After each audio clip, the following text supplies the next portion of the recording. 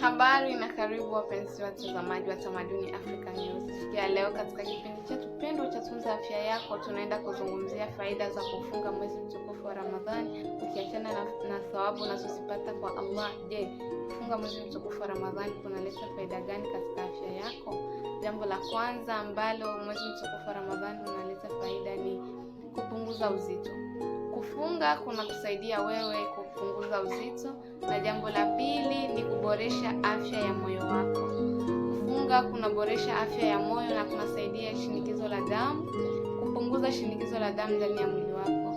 Jambo la tatu ni kuongeza nguvu za kinga ya mwili.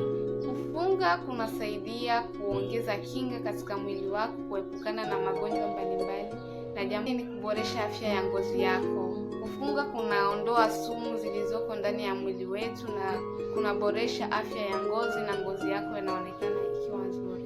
Na jambo la tano, kufunga kunaweza kukusaidia kuongeza umri katika maisha yako. Ukifunga unaongeza umri fulani katika maisha yako.